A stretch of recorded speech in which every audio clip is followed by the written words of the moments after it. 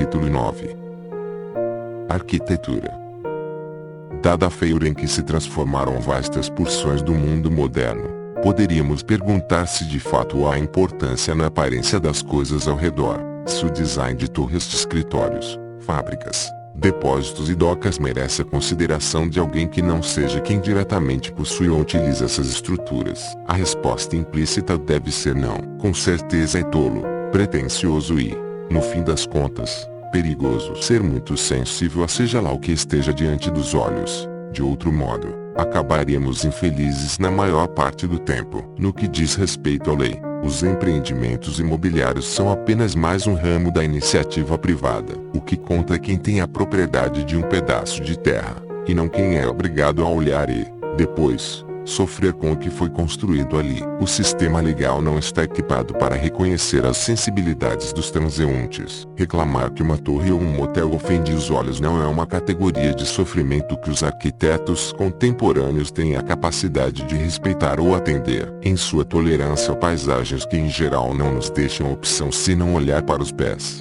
o mundo moderno é resolutamente, e em um sentido secular, protestante. Quando o protestantismo se estabeleceu no norte da Europa, na primeira metade do século X, manifestou extrema hostilidade em relação às artes visuais, atacando os católicos por suas construções complicadas e ricamente decoradas. Para uma pessoa chegar a Deus, o Criador, ela precisa apenas da Escritura como seu guia e professor, insistiu João Calvino, dando voz ao sentimento antiestético de muitos na nova denominação. O que importava aos protestantes era a palavra escrita. Isso, e não uma arquitetura elaborada, seria o bastante para nos conduzir a Deus. A devoção poderia ser cultivada pela Bíblia tanto em uma sala vazia como na nave de uma catedral incrustada com joias. De fato, havia um risco de que, por meio de sua riqueza sensorial, construções suntuosas pudessem nos distrair, fazendo com que preferíssemos a beleza em detrimento da santidade.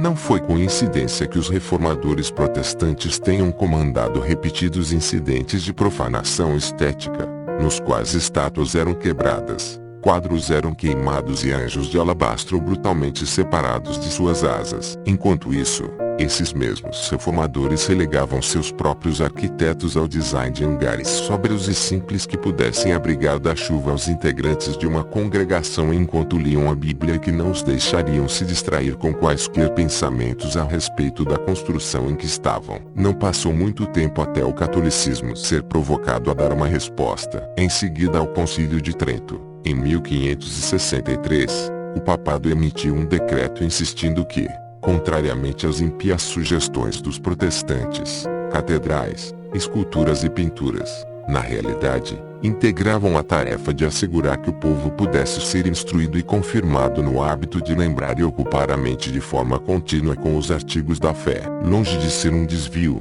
a arquitetura sagrada era um lembrete das verdades sacramentais. Era um poema religioso escrito em pedra, madeira e fragmentos de vidro colorido. Para enfatizar o argumento, a Igreja Católica inaugurou um vasto programa de construção e decoração. Ao lado dos pálidos salões da Reforma, surgiu uma nova geração de construções eclesiásticas planejadas para soprar de volta uma emoção ardente a uma fé ameaçada. Tetos foram cobertos com imagens do céu, nichos receberam santos e paredes ganharam pesados relevos de estuque acima de afrescos que retratam milagres de Jesus.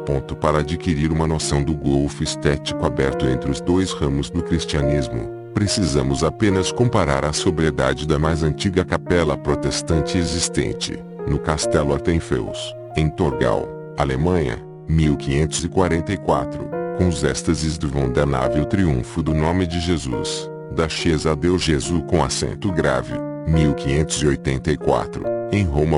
Ao defender a importância da arquitetura, o catolicismo fazia uma afirmação, um pouco tocante, um pouco alarmante, sobre o modo como funcionamos. Sugeria que sofremos de uma elevada sensibilidade ao que está ao redor, que notamos e somos influenciados por tudo aquilo em que nossos olhos pousam. Uma vulnerabilidade a qual o protestantismo muitas vezes prefere se manter cego ou indiferente. O catolicismo fazia notável a alegação de que precisamos ter boa arquitetura à nossa volta para nos tornarmos, e nos mantermos, boas pessoas. As fundações do respeito católico pela beleza podem ser rastreadas até a obra do filósofo neoplatônico Plotino, que, no século III, traçou uma conexão explícita entre a beleza e a bondade. Para Plotino, a qualidade do que nos cerca conta porque o que é lindo está longe de ser frívolo, imoral ou atraente em termos autoindulgentes. A beleza alude a virtudes como o amor, a confiança, a inteligência,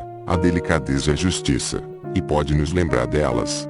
É uma versão material da bondade. Se estudarmos flores, colunas ou cadeiras belas, propunha a filosofia de Plotino, detectaremos nelas propriedades diretamente análogas a qualidades morais e que servirão para reforçá-las, através de nossos olhos, em nosso coração. O argumento de Plotino também serviu para enfatizar quão seriamente deve-se considerar a feiura. Longe de ser apenas desafortunada, a feiura foi reclassificada como uma subdivisão da maldade. Mostrou-se que construções feias continham equivalentes dos mesmos defeitos que nos revoltam em um nível ético. Tanto quanto as pessoas, prédios feios podem ser descritos em termos como brutais, cínicos, complacentes ou sentimentais. Além disso, estamos vulneráveis às suas sugestões da mesma forma que em relação ao comportamento de indivíduos mal intencionados. Ambos dão liberdade aos nossos lados mais sinistros. Ambos podem sutilmente nos encorajar a ser maus. Não por acaso foram os países protestantes da Europa os primeiros a testemunhar os extremos de feiura que se tornariam tão típicos do mundo moderno.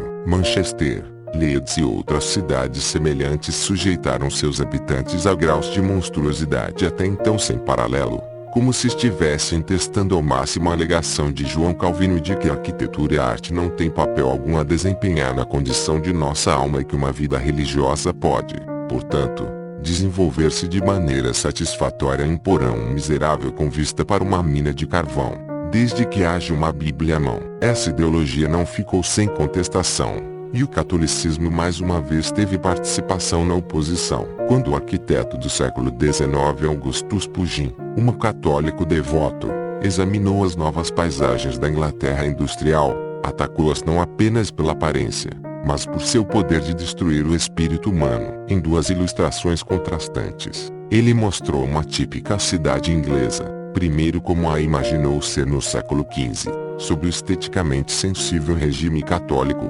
e, 4 séculos mais tarde, como era em sua própria época, repulsivamente atacada por moinhos, oficinas e fábricas da ordem protestante. Na visão de Pugin, o protestantismo havia diretamente promovido a irresponsável e bastante influente, e, para os construtores, muito conveniente, ideia de que se poderia destruir a aparência de uma cidade sem danificar a alma de seus habitantes. Seria bastante fácil acusar Pugin de ser flagrantemente tendencioso e de um esteticismo duvidoso. Porém, a possibilidade mais intimidante que nos causa ansiedade é a de que ele estava certo, se não no ataque aos protestantes, ao menos na avaliação subjacente do impacto que formas visuais podem ter sobre nós. E se nossa mente for suscetível a mais coisas que apenas aos livros que lemos, e se também formos influenciados pelas casas, pelos hospitais e pelas fábricas ao redor, nós não poderíamos, em consequência, ter bons motivos para protestar contra a feiura, e, apesar de milhares de obstáculos, lutar para erguer construções que pudessem defender a causa da bondade por intermédio de sua beleza. Nas regiões seculares do mundo, é comum, até mesmo entre não crentes, aliás, sobretudo entre eles, lamentar o fim dos grandes dias da arquitetura religiosa. É comum ouvir quem não tem nenhum interesse nas doutrinas da religião confessar uma nostalgia por construções eclesiásticas, pela textura de paredes de pedra em capelas na encosta de colinas, pelos perfis de torres espiraladas avistados em campos ao escurecer e talvez pela absoluta ambição envolvida em erguer um templo para abrigar um livro, judaísmo, ou um santuário para um dos molares de um santo esclarecido budismo Theravada. Mas essas reflexões nostálgicas são sempre interrompidas por um reconhecimento relutante de que o fim da fé deve inevitavelmente significar o fim da existência de templos. Por trás dessa suposição está a ideia implícita de que, onde não há mais deuses ou divindades, não pode restar nada a celebrar, e, por conseguinte, nada a enfatizar por meio da arquitetura. Entretanto, ao se analisar a questão, De modo algum se conclui que o fim da nossa crença em seres sagrados deva significar o fim da nossa ligação a valores ou ao desejo de prover um lar para eles por meio da arquitetura. Na ausência de deuses, ainda mantemos crenças éticas que precisam ser solidificadas e celebradas. Qualquer uma dessas coisas que reverenciamos, mas que frequentemente nos inclinamos a negligenciar, pode merecer a fundação de seu próprio templo. Poderia haver templos em homenagem à primavera, à delicadeza, à serenidade, à reflexão, ao perdão e ao autoconhecimento. Como seria um templo sem um Deus? Ao longo da história, as religiões mostraram grande fervor no estabelecimento de regras uniformes relacionadas à aparência de suas edificações. Para cristãos medievais, todas as catedrais deveriam ter plantas cruciformes, eixos leste-oeste, pios para batismos na extremidade oeste das naves e santuários com altares na extremidade leste. Até hoje, budistas do sudoeste asiático entendem que sua energia arquitetônica só pode ser canalizada na construção de estupas hemisféricas com paraçóis e terraços que deem uma volta completa. Entretanto, no caso de templos seculares, não haveria necessidade de seguir leis canônicas. O único elemento comum dos templos seria sua dedicação à promoção de virtudes essenciais ao bem-estar da alma. Todavia, a definição de quais virtudes específicas seriam reverenciadas nos vários locais, e a maneira como a ideia de cada uma seria transmitida com êxito, poderia ficar a cargo de seus arquitetos e patrocinadores. A prioridade seria definir uma nova tipologia de construção, em vez de projetar exemplos específicos dela. De toda forma, para demonstrar a abordagem, poderíamos delinear alguns poucos temas possíveis para templos seculares, junto com algumas estratégias arquitetônicas para complementá-los. Um templo à perspectiva considerando o quanto de nossa vida passamos exagerando a própria importância e a magnitude dos insultos e reveses que sofremos. Poucas prioridades para uma nova arquitetura de templos poderiam ser mais urgentes que nossa necessidade de perspectiva. Parecemos incapazes de resistir a exagerar cada aspecto nosso. Há quanto tempo estamos no planeta?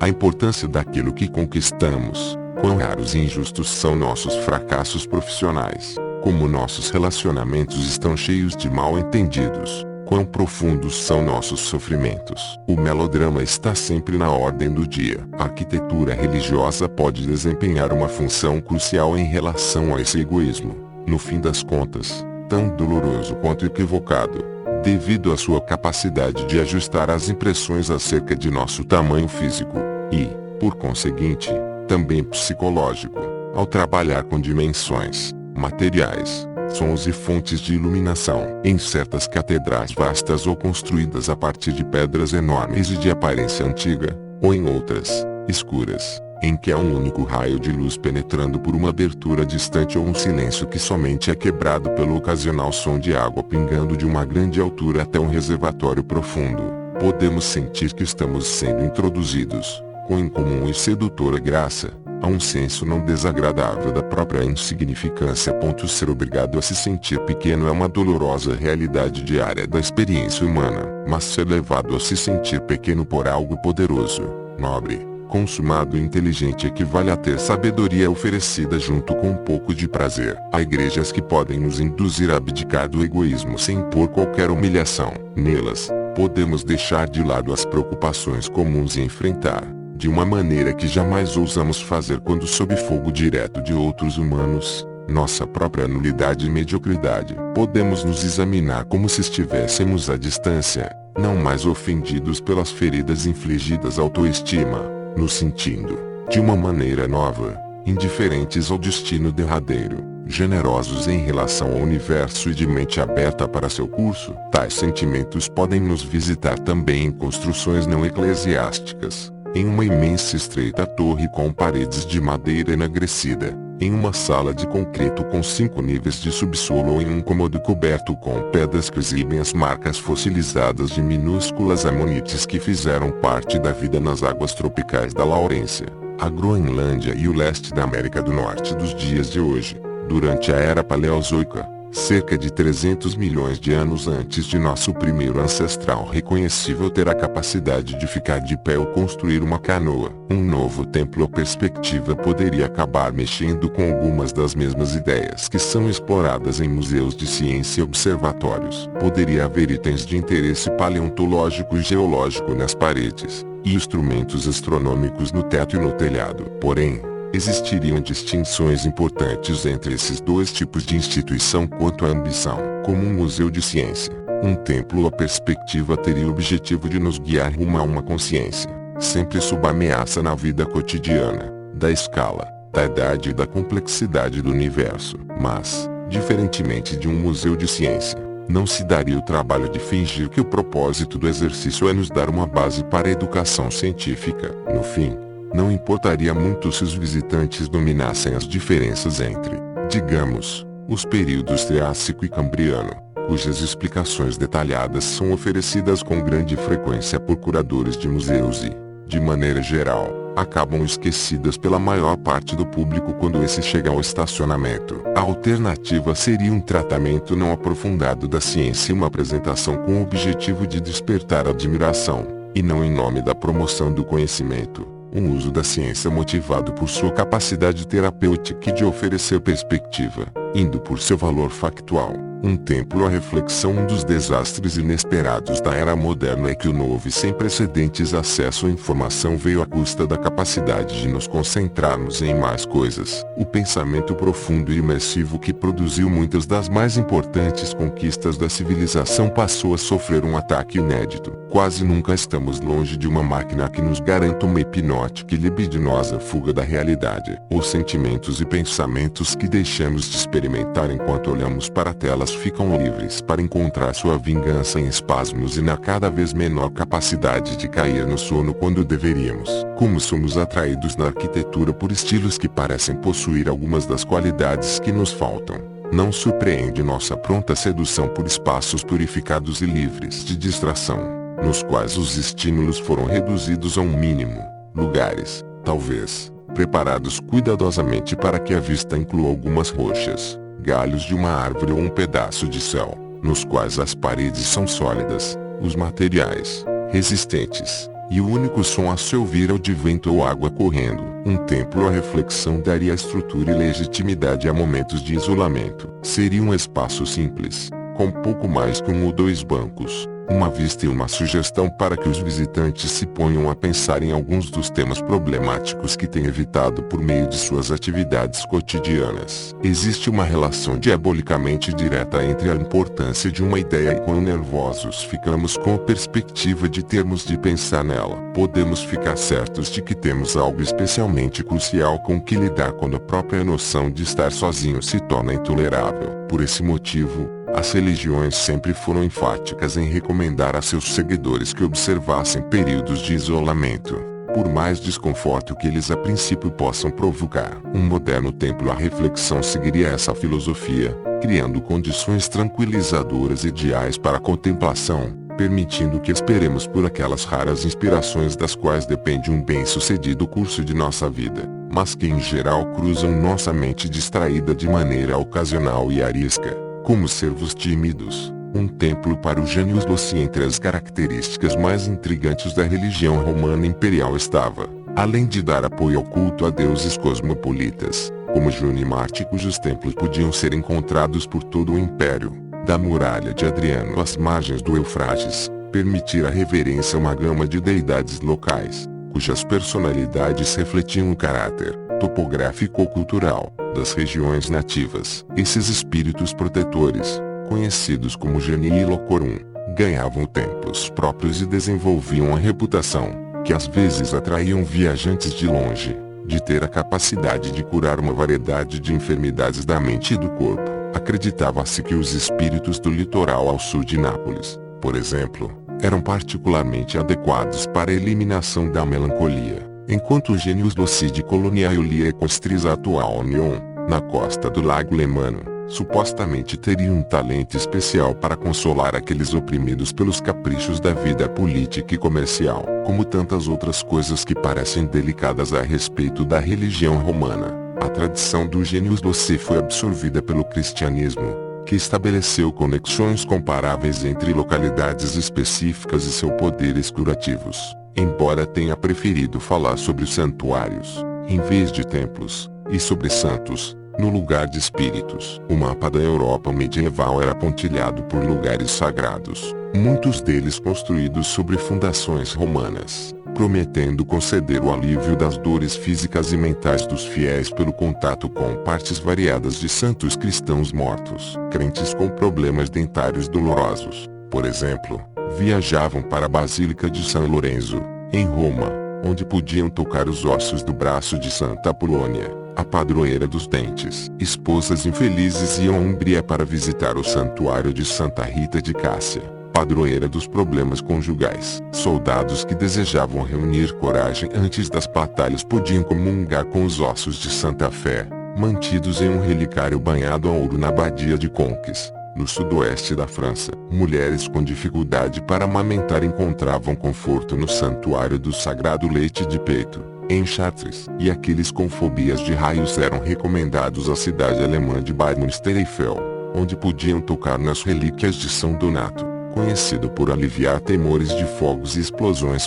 Ao chegar ao santuário apropriado, os peregrinos primeiros se encaminhavam para as lojas próximas que vendiam peças de cera moldadas à semelhança de suas partes problemáticas, pernas, orelhas, peitos e até pênis, e mesmo almas inteiras na forma de bebês. Uma vez dentro do santuário, eles colocavam as efígies nos altares, nas tumbas ou nos caixões, ajoelhavam-se em oração e imploravam aos espíritos dos santos por ajuda. Depois, os peregrinos se dirigiam às barracas de souvenirs, seguindo a declaração do teólogo do século IV Cirilo de Jerusalém de que lenços que tocassem o corpo dos mártires possuiriam para sempre um poder sobrenatural. Essas barracas começaram a vender grande quantidade de tecido. Também ofereciam pequenos vasos de vidro contendo poeira do chão ao redor das tumbas dos santos, às quais se podia recorrer para assistência em momentos de agonia. Um monge beneditino chamado Guibert de Nogente certa vez relatou que um amigo que engolira um pequeno sapo por acidente e quase morrera sufocado foi salvo por uma colherada de poeira da sepultura de São Marcelo, bispo de Paris. Em geral,